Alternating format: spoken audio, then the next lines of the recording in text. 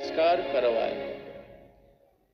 भगवान को जो बुराई करता है उस बुराई से नफरत है, जीवात्मा से कोई द्वेष नहीं है।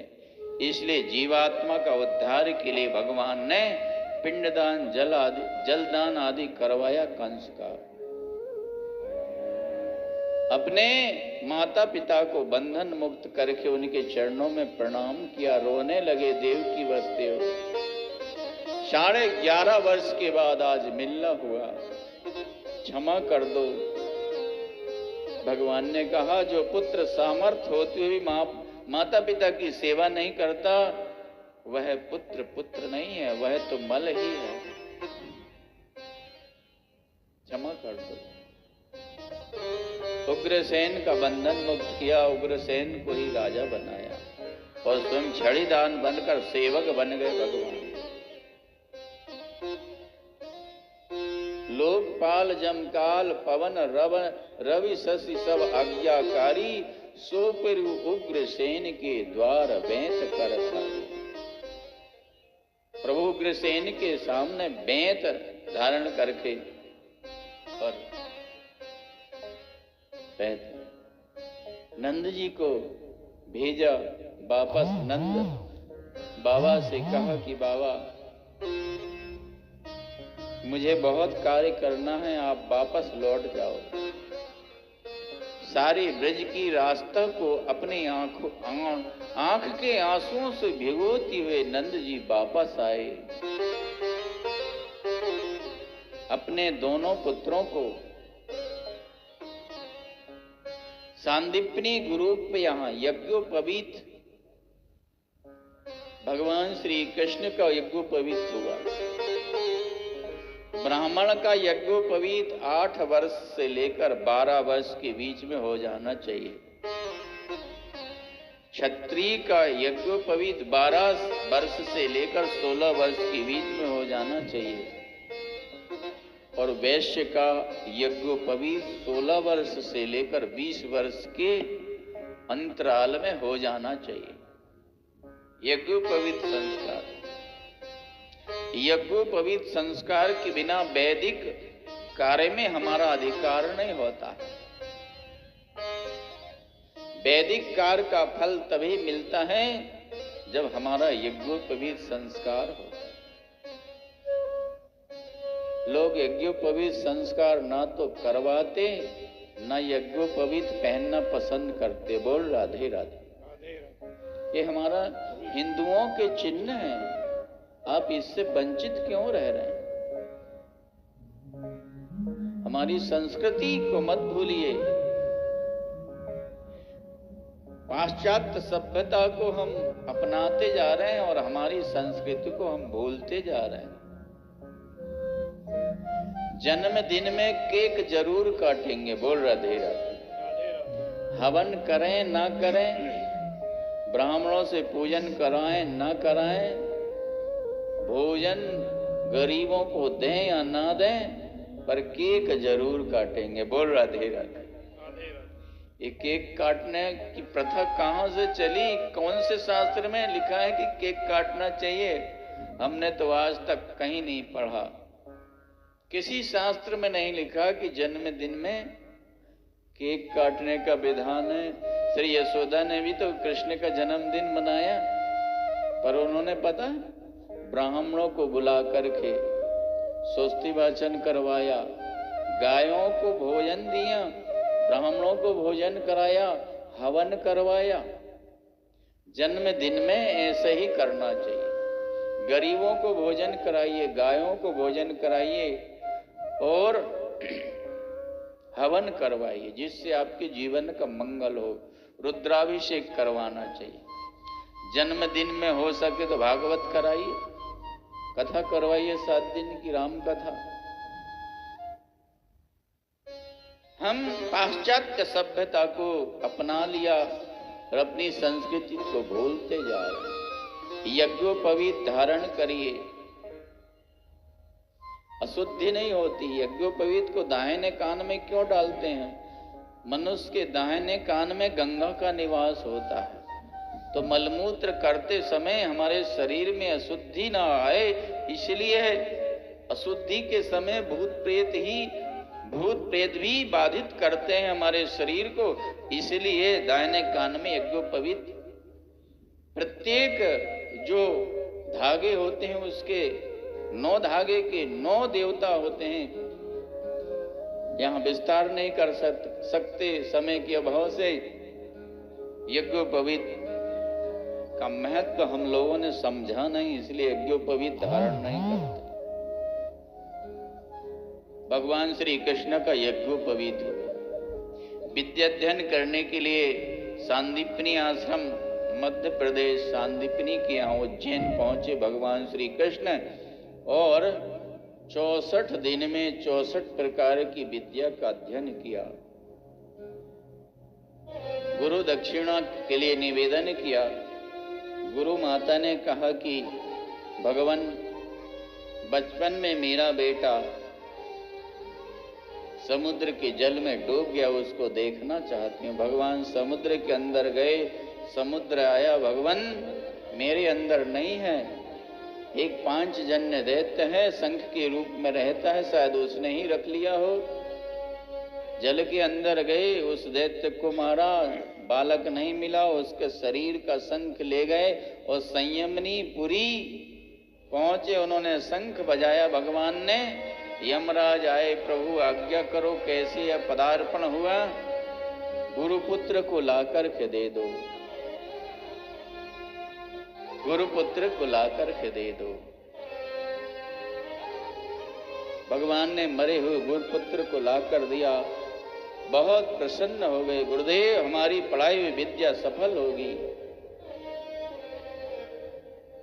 मैं भी धन्य हो गया तुमको पढ़ाकर। कृष्ण बलराम, भगवान श्री कृष्ण विद्याध्ययन करके लौटे मथुरा। एक दिन भोजन की थाली में माखन को देखकर भगवान रोने लगे। मैया यशोदा की याद आ गई। आज जब भी माखन को देखते हैं मैया यशोदा की याद करके रोने लगते हैं। क्यों? जब ब्रज में थे कृष्ण, गोचारण करके लौटते थे तो मैया यशोदा माखन की मटकी लेकर के और दरवाजे पर ही खड़ी रहती थी। मेरा लाला आते ही माखन मांगेगा। जब भी माखन को देखते हैं यशोदा मैया की याद आई। भोजन छोड़ दिया, रोने लगे। मैंने कितने बार कहा कि मेरी भोजन की थाली में माखन मत परोसा करो। उद्धव आए, प्रभु क्यों रो रहे, क्यों रो रहे, क्यों रो रहे? क्या आपको कोई तकलीफ है? किसी की याद आ रही है?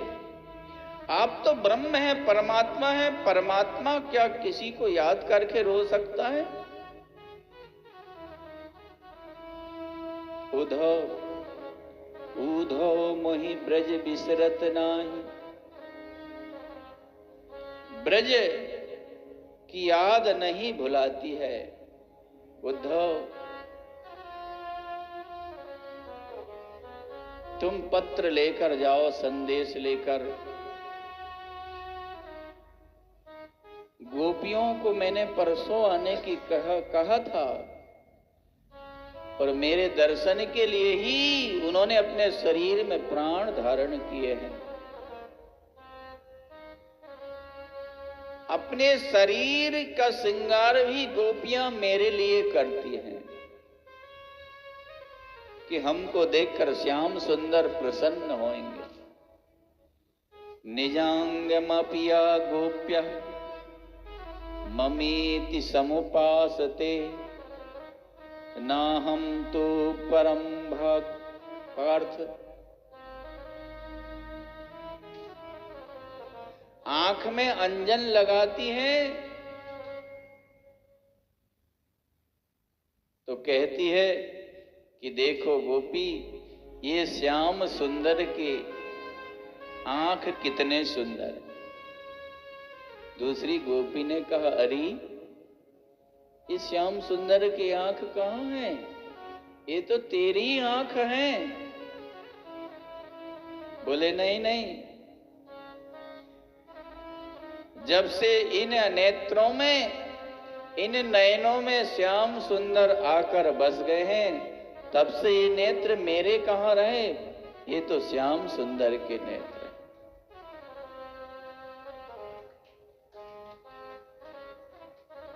इसलिए तो श्याम रंग के हैं।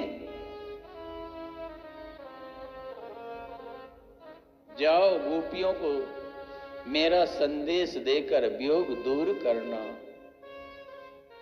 मेरा रूप धारण कर लो, मेरा मुकुट, मेरे ही रथ में जाओ, नहीं तो गोपियां तुमसे बात नहीं करेंगी।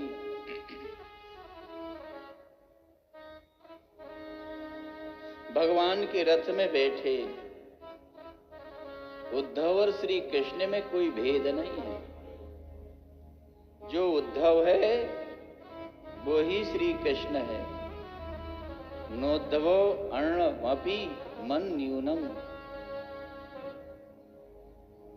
एक अणु मात्र उद्धव श्री कृष्ण से छोटे नहीं है, श्री कृष्ण के समान श्री कृष्ण रूप में है।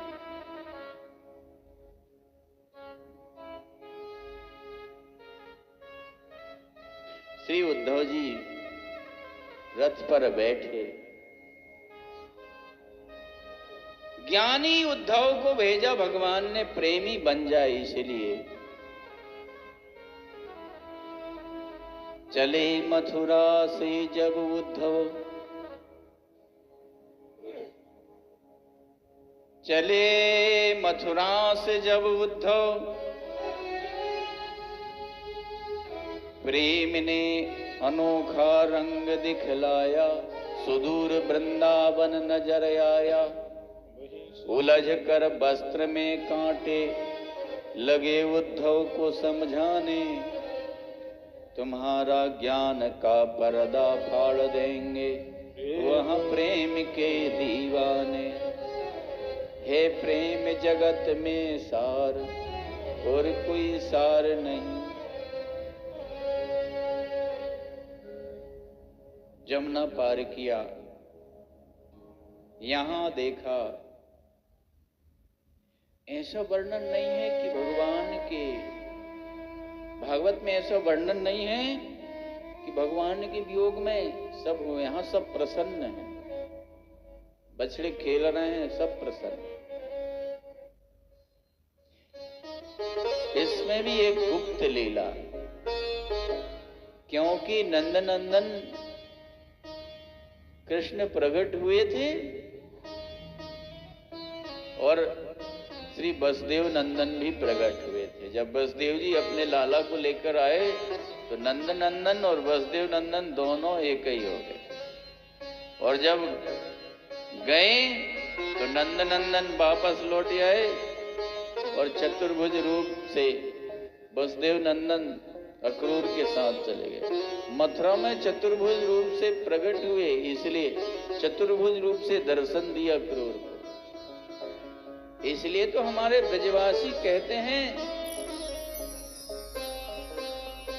वृंदावनम परित्यज्य पादमेकम न गच्छति। भगवान वृंदावन को छोड़कर एक चरण भी कहीं बाहर नहीं जाते।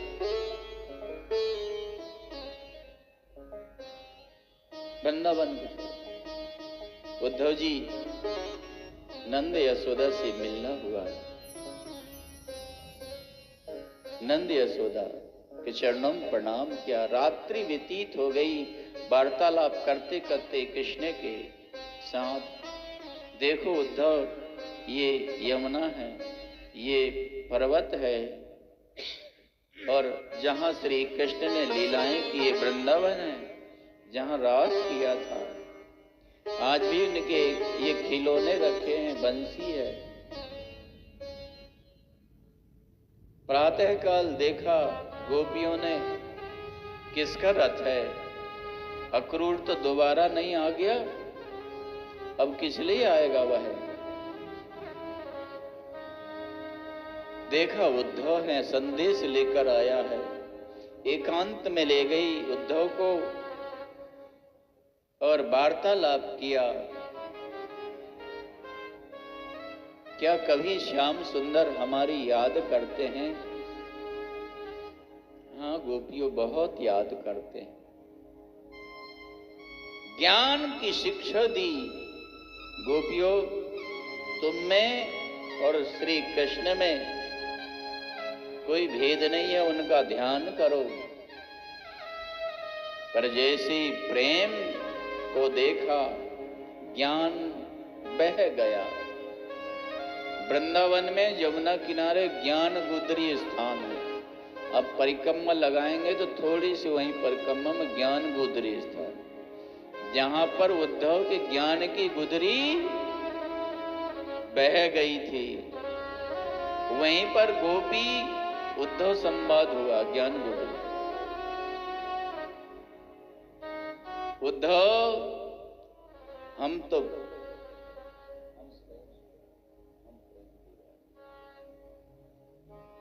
तुम क्या जानो प्रेम की भाषा को, है?